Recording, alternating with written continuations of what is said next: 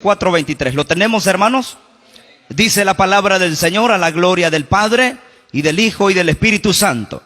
Dice la palabra, Efesios 4:23. Y renovaos en el espíritu de vuestra mente. Una vez más, leámoslo.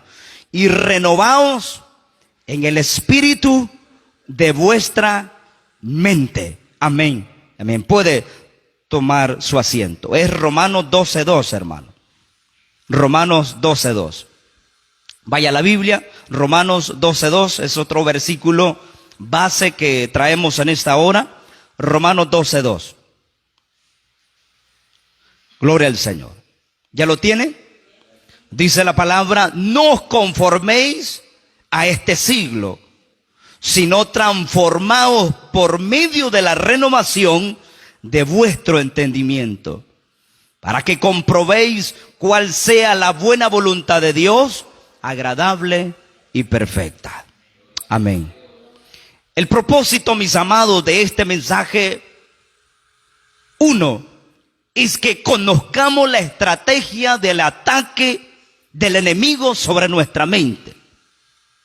¿Qué estrategia de ataque el enemigo está usando en nuestra mente?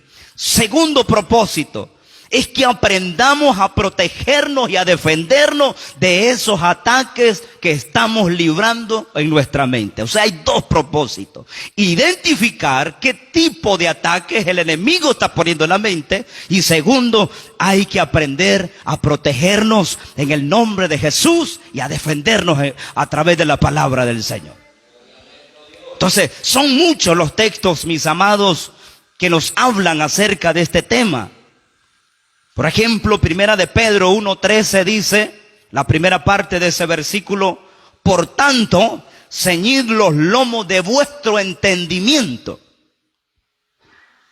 También dice segunda de Corintios capítulo 10 verso 5, derribando argumentos y toda altivez que se levanta contra el conocimiento de Dios, y llevando cautivo todo pensamiento a la obediencia a Cristo. Tito capítulo 1 verso 15 dice, todas las cosas son puras para los puros, mas para los corrompidos e incrédulos nada le es puro, pues hasta su mente está y su conciencia están corrompidas. Colosenses capítulo 1 verso 21 también dice la palabra, y a vosotros también que erais en otro tiempo extranjeros y enemigos en vuestra mente, haciendo malas obras, ahora os ha reconciliado. ¿De dónde venían esas malas obras? ¿De dónde venían, hermanos, esas obras contrarias a la voluntad de Dios? De nuestra mente. Entonces, el enemigo sabe, mis amados, que no podrá tocar nuestras vidas a menos que logra engañarnos. El enemigo sabe, hermano, que no va a poder él tocar nuestras vidas a menos que nos engañe a través de los ataques que libramos en nuestra mente. Es por eso que la Biblia insiste mucho, hermanos, en este punto. Por eso Pablo dice, Romanos 12:2, transformaos por medio de la renovación de vuestro entendimiento. Otra traducción dice, no adopten, no se amolden a las cosas de este mundo. Entonces, Pablo estaba insistiendo a los cristianos que debe de haber una transformación continua en nuestra mente, porque nuestra mente está librando una batalla. Entonces la mente es el campo donde el enemigo penetra para dañar e impedir el crecimiento espiritual de los cristianos.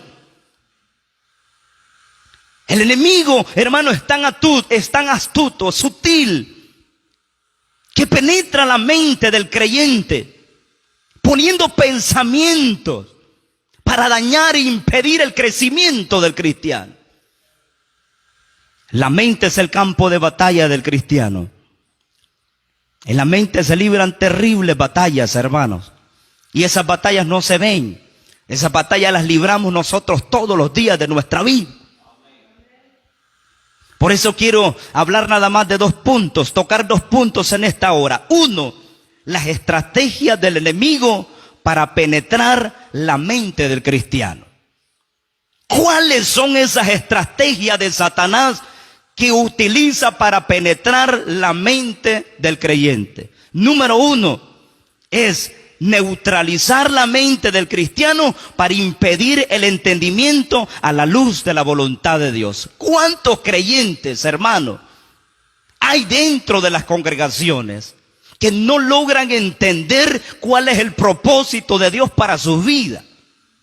¿Cuál es la voluntad de Dios para su vida? Piensan, hermanos, que solamente es venir y ser parte de un culto, ser parte de una nómina de una iglesia, pero no encuentran cuál es el propósito, la voluntad que lleva para crecer mucho más dentro de la obra del Señor.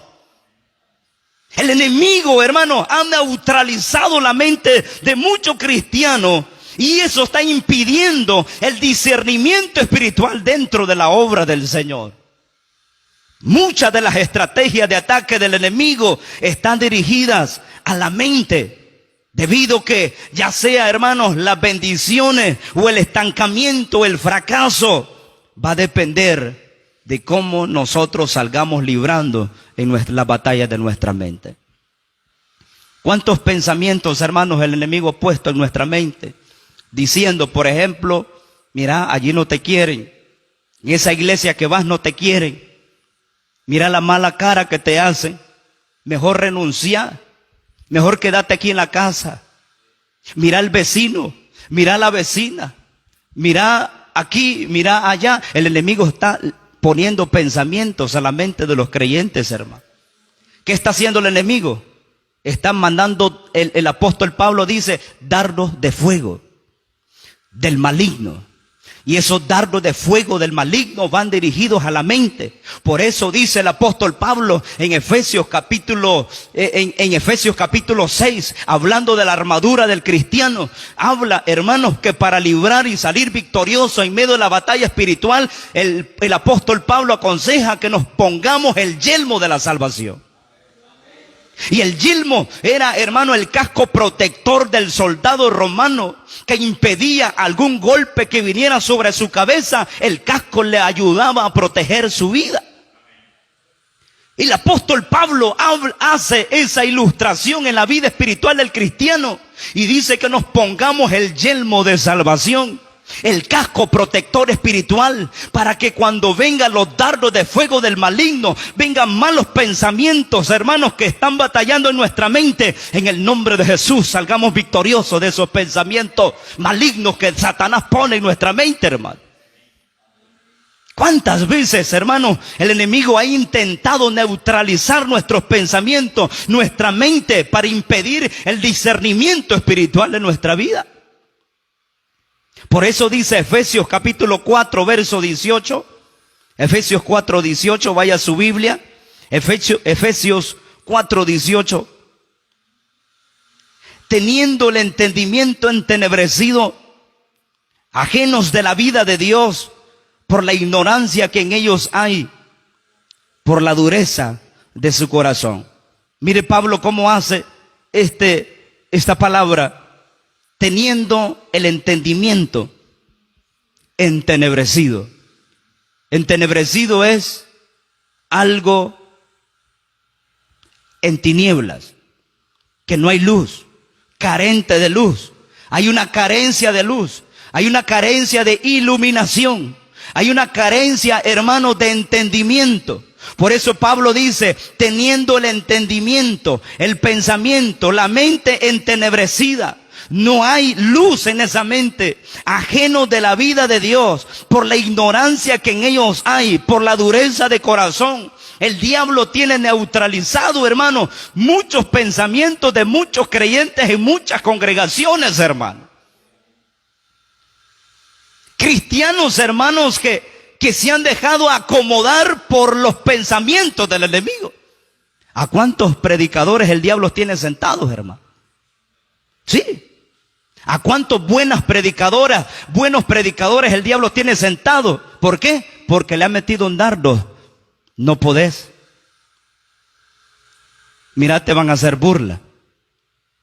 Mira, sos pecador, sos pecadora, ¿qué vas a ir a hacer? El diablo ha neutralizado el pensamiento. El enemigo lucha y va a luchar para que el cristiano no tenga la claridad en sus pensamientos con el fin de afectar el desarrollo de su vida espiritual. Mire la batalla. El diablo va a hacer todo lo imposible por neutralizar, por detener el desarrollo de nuestra vida espiritual. Y el diablo sabe que deteniendo nuestro desarrollo y nuestro crecimiento espiritual, ya no ganó la batalla, hermano. Vamos a tener una iglesia estancada. Vamos a tener cristianos estancados. Mire la estrategia de Satanás, hermano. En esta condición, hermano, el cristiano quedará atrapado en hábitos pecaminosos que desde luego no es la voluntad del Señor. Claro, ¿qué va a suceder después de esa etapa del cristiano cuando se estanca? ¿Qué va a suceder con ese cristiano? Un cristiano que se estanca en su desarrollo espiritual, ¿qué es lo que va a suceder en la vida de ese cristiano? Está propenso, hermano, a un paso para el mundo. Está propenso de caer en la gracia de Dios. Si la gracia de Dios es que nos sostiene, y si nos estancamos en nuestra vida espiritual, nos acomodamos. Y si nos acomodamos, fracasamos, hermano, como cristianos. ¿Cuáles son uno de los ataques de Satanás? Neutralizar la mente del cristiano para impedir el entendimiento, la luz de la voluntad de Dios. El diablo va a tirar pensamientos a querernos detener, hermano. Pero en el nombre de Jesús nos levantamos. En el nombre de Jesús nos levantamos. Y siempre van a haber voces a su alrededor que le digan, no, hombre, ¿qué estás haciendo? No, hombre, no vas a poder. No, hombre, no vas a salir de esta. Van a haber voces siempre, quizás hasta la misma familia, quizás hasta los mismos hermanos de la iglesia. Pero algo va a usar el diablo para querernos neutralizar, quedarnos quietos. Y por eso lo digo, esta batalla, hermano, está en la mente y nos trasladamos allá al libro de Samuel, a la batalla de Saúl contra Goliat. Dice la Biblia, usted ya sabe la historia, salió aquel paladín en medio del ejército filisteo y tenía neutralizado al ejército entero de Israel. Saúl sabía y el pueblo de Israel sabía que Jehová les había dado la victoria en muchas ocasiones. Y un solo hombre los tenía quietos. Un pensamiento tiene sentado a muchos creyentes hoy en día. ¿Sí? Sentaditos, cómodos los tiene el diablo. El diablo dice, así te quiero tener, así estate bien, así estás comodita, así está bien, te ves bien bonito, bien chulo, bien chula te ves, quietecito, neutralizado. Neutralizado, con un pensamiento, hermano. Con un pensamiento. Quizás el diablo utilizó a un cristiano, el más carnal de la iglesia, utilizó para neutralizar a aquel hombre de oración, aquella mujer de oración. Imagínense. Quizás a un impío utilizó el diablo para neutralizar a ese cristiano. Y lo tiene bien quietecito. Otro ataque. Pensamientos que cuestionan la autoridad de Dios. En Génesis capítulo 3, verso 1, encontramos cómo la serpiente le dijo a Eva, con que Dios os ha dicho, no comáis de todo árbol del huerto. En verdad Dios le había dicho eso a Adán y Eva. Y que Satanás es mentiroso, hermano. La primera tentación del hombre comenzó en la mente. Satanás empezó a tirarle pensamientos a Eva, ¿verdad? Y empezó a jugar con su mente, sus pensamientos. Comenzó con esta estrategia, cuestionar la autoridad de Dios. Satanás dijo a Eva, Dios os ha dicho. Oye, Dios os ha dicho. ¿Realmente Dios dijo que no podáis comer del árbol del conocimiento del bien y del mal? Empezó a cuestionar la autoridad de Dios. Y cuestionar a Dios, mis amados, y la autoridad de su palabra lleva a la duda, lleva a la incredulidad, lleva a la indiferencia y lleva a la condenación. Esa es otra arma que Satanás ha utilizado. Pensamientos que cuestionan la autoridad de Dios. Hermano, duele escuchar testimonios de personas que estuvieron un día en la iglesia y porque Dios no cumplió una petición de ellos, se alejan de la iglesia. ¿Qué sucedió ahí? Cuestionan la autoridad de Dios.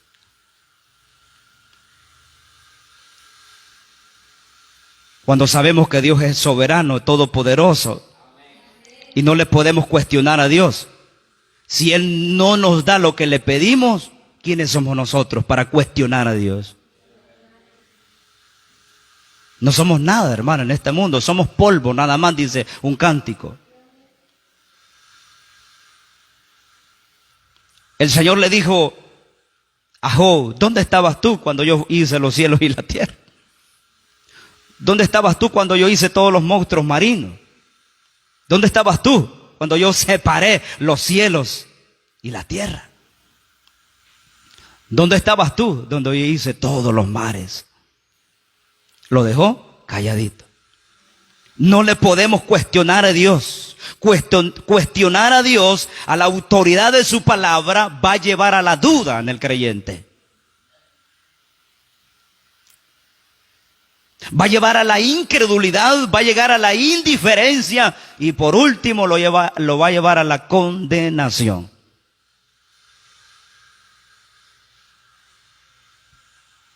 ¿Sabe otro ataque del enemigo? Pensamientos que niegan el daño que causa el pecado en la vida del cristiano. Ese es otro pensamiento diabólico que el diablo ha puesto en muchos creyentes, hermano. Pensamientos que niegan el daño o las consecuencias que trae el pecado en la vida del cristiano. En pocas palabras, estamos hablando de cristianos que están jugando con el pecado. Dice el libro de Proverbios, capítulo 12, verso 20, engaño hay en el corazón de los que piensan el mal, pero alegría en el de los que piensan el bien. Oiga, hermano, dice que hay engaño en el corazón de los que piensan el mal. Según ellos son listos, ¿verdad? Según ellos las saben todas. Según ellos, hermanos, son excelentes. Pero la Biblia dice que están engañados. Proverbios capítulo 14, verso 12. Y este versículo nosotros lo aplicamos a los amigos. Pero realmente también es para nosotros. Proverbios 14, 12 dice, hay camino que al hombre le parece, note esa expresión, le parece derecho. Pero al final de toda esa trayectoria es camino de muerte. Ese es otro hermano engaño de Satanás. Otra, hermano, artimaña, otro ataque que lleva a la mente del cristiano. Pensamientos que niegan el daño que causa el pecado. Hermanos, todo pecado trae consecuencias terribles. Una de las estrategias más fuertes de Satanás es el engaño. Hacernos creer, mis amados, que estamos bien cuando en realidad estamos mal. Imagínense. ¿Y todo con cuál propósito? Que ignoremos el resultado de ese pecado. El enemigo pondrá en nuestra mente pensamientos que niegan el daño del pecado, haciéndonos creer, hermanos, que nosotros tenemos la razón, cuando realmente Dios y su palabra es que tienen la razón.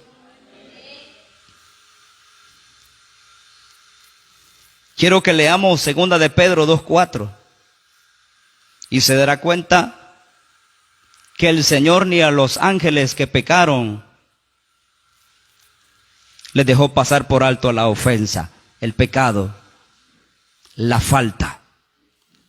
Conti más nosotros, hermano, simples mortales. 2 de Pedro 2:4, ¿lo tenemos? Porque si Dios, oiga como lo que dice el Señor, porque si Dios no perdonó a los ángeles que pecaron, sino que los arrojó al infierno, los entregó a prisiones de oscuridad para ser reservados al juicio. Toda persona, aunque esté en la iglesia y tenga todos los privilegios que puede tener, si hay pecado en la vida de esa persona, va para el infierno. Porque la palabra de Dios lo dice. Así es que tengamos, hermanos, todos los privilegios, seamos pastores, evangelistas, predicadores, cantantes cristianos, músicos de la iglesia, oradores, seamos ujieres, servidores, diáconos, diaconisas, lo que sea, maestros de escuela bíblica, todo eso. Si hay pecado en nuestra vida y no nos arrepentimos hoy en vida, el destino será condenación. Porque si el Señor no perdonó ni a los ángeles que pecaron, ¿qué dice usted? Dice el versículo 5. Y si no perdonó también al mundo antiguo, sino que guardó a Noé. ¿Pero quién era Noé? Pregonero de justicia. Con otras 7 personas, trayendo el diluvio sobre el mundo de los impíos. Y otro testimonio, y si condenó por destrucción a las ciudades de Sodoma y de Gomorra, una generación inmoral. Inmoral. Si hay algo, hermano, que hace descender la ira de Dios, es la inmoralidad. Y esto no fue la excepción. Dice que los redució a ceniza y poniéndolos de ejemplo a los que habían de vivir impíamente. ¿A quién se está refiriendo cuando dice a los que habrían de vivir impíamente? ¿A los que andan en el mundo? No, a los que decimos ser y no somos, hermano. Eso es vivir impíamente, decir que somos cuando realmente no somos. Porque decir de diente al labio, eso es fácil de hacerlo, hermano. Dice el verso 7, allí también Dios libró. ¿Pero a quién? Al justo Lot, que abrumado por la nefanda conducta de los malvados, Lot miraba la conducta de la gente, de los sodomitas, y él, hermano, buscaba al Señor pidiendo a Dios misericordia, hermano. Que ese pecado no llegara a su vida. Hoy no, ¿verdad? Le damos bienvenido, le decimos al pecado, ¿verdad? En vez de reprenderlo, hermano, en vez de reprender esas conductas impías en la vida nuestra,